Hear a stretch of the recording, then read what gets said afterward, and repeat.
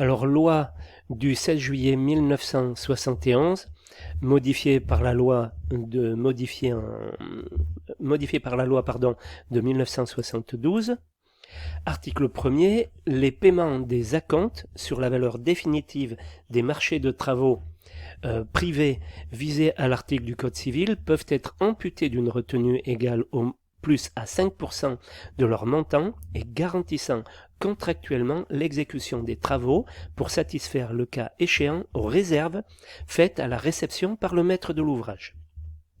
Le maître de l'ouvrage doit consigner entre les mains d'un consignataire accepté par les deux parties ou à défaut désigné par le président du tribunal de grande instance ou du tribunal de commerce une somme égale à la retenue effectuée.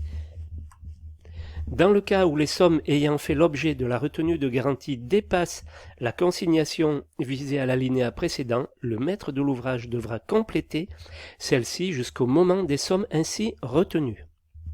Toutefois, la retenue de garantie stipulée contractuellement n'est pas pratiquée si l'entrepreneur fournit pour un moment égal une caution personnelle et solidaire émanant d'un établissement financier figurant sur une liste fixée par décret.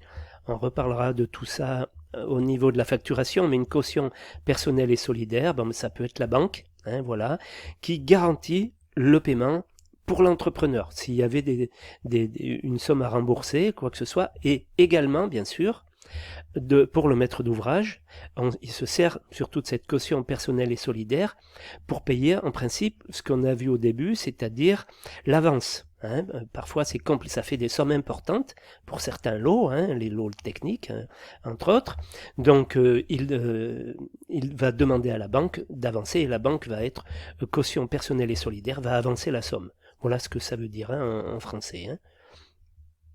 Article 2. À l'expiration du délai d'une année, à compter de la date de réception, faite avec ou sans réserve, des travaux visés à l'article précédent, la caution est libérée où les sommes consignées sont versées à l'entrepreneur, même en l'absence de main levée, si le maître de l'ouvrage n'a pas notifié à la caution ou au consignataire par lettre recommandée son opposition motivée par l'inexécution des obligations de l'entrepreneur. L'opposition abusive entraîne la condamnation de l'opposant à des dommages-intérêts. Article 3. Sont nuls et de nul effet, quelle que soit la forme, les clauses, stipulations et arrangements qui auraient pour effet de faire échec aux dispositions des articles 1er et 2e de la présente loi. Article 4. La présente loi est applicable aux conventions de sous-traitance. Les délais de paiement entre professionnels sont soumis à l'article du Code du commerce. Les délais de paiement pour les marchés de la commande publique sont soumis aux dispositions de la loi de 2013 et à son décret d'application de 2013 aussi. Pour les marchés publics, c'est la même procédure. Voilà ce que ça veut dire. Alors, les intérêts moratoires maintenant, si le maître d'ouvrage ne paye pas dans les temps. Donc, exigibilité. Les retards de paiement ouvrent droit pour l'entrepreneur au paiement d'intérêts moratoires, exigible de plein droit et sans qu'un rappel soit nécessaire.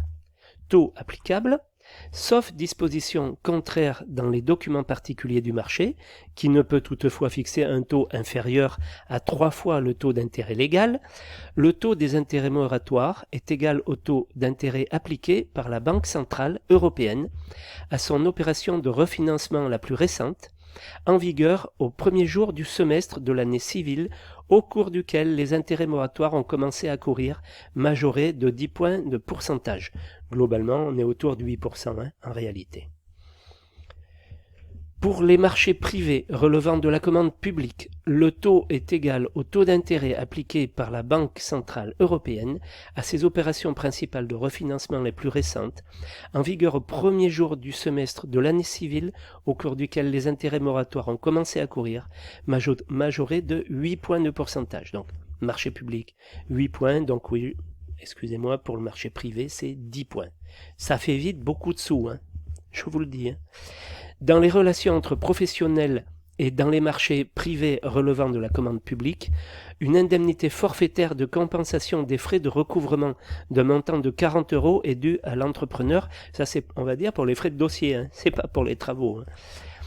Lorsque les frais de recouvrement exposés sont supérieurs au montant de cette indemnité forfaitaire, le créancier peut demander une indemnisation complémentaire sur justification.